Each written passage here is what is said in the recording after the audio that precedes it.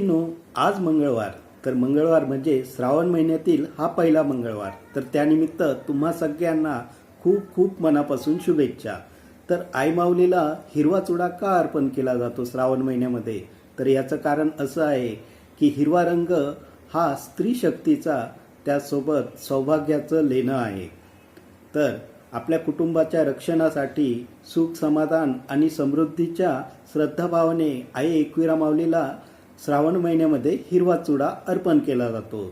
तर तुम्ही कधी कारल्यागडावर गेलेलात का? तर आई माऊलीच्या दर्शनाला जेव्हा तुम्ही कारल्यागडावर जाताल तर तुमच्या लक्षात येईल की आई माऊलीच्या गडावर जाणाऱ्या ज्या पायऱ्या आहेत त्या डोंगरात पोखरलेल्या आणि ओबडधोबड स्वरूपात आहे। काही ठिकाणी त्या व्यवस्थित आहे, पण काही ठिकाणी खूप ओबडधोबड आहे।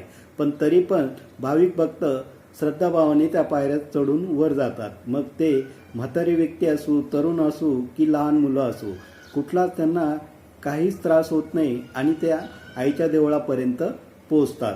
त्यासोबत लाखो भाविक भक्त अगदी नियमितपणे, म्हणजे कुठलाही सीझन असू, ऊन वारा पाऊस काही असू, थंडी असू पाऊस असू, तर कायम तिथे तुम्हाला कारल्यागडावर कायम तुम्हाला गर्दीच दिसेल। आणि पावसाळ्यात जर तुम्ही गेलेला तर पावसाळ्यात जेव्हा कारल्यागडावर डोंगरावर जो पाऊस पडतो तर त्या पावसाचं पाणी पायऱ्यांनी खाली येत असतं, अगदी धबधब्या स्वरूप त्याचं स्वरूप असतं। तरी पण तिथली गर्दी कमी होत नाही आणि भक्त त्यातून मार्ग काढून आईपर्यंत आईच्या दर्शनाला जात असतात। याचं कारण असं आहे की आई रक्षण करते आहे आणि रक्षण जगाचं कल्याण करण्यासाठी आणि जगाचं रक्षण करण्यासाठी तिथं ती दिव्य स्वरूपात कारल्यागडावर विराजमान झालेली आहे।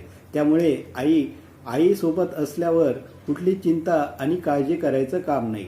लाखो भाविक भक्त अगदी श्रद्धाभावाने जाण्यामागचं कारणही असं आहे की लाखो भाविकांचं आई माऊली अगदी मनोकामनाही पूर्ण करते, त्यांचे नवसही पूर्ण करून घेते।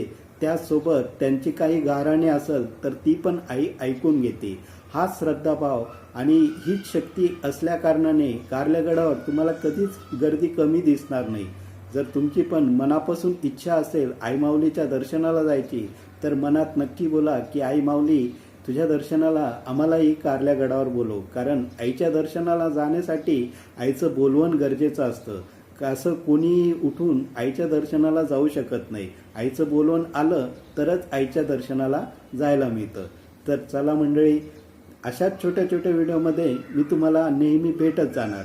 तोपर्यंत अमितचा तुम्हाला श्री स्वामी समर्थ।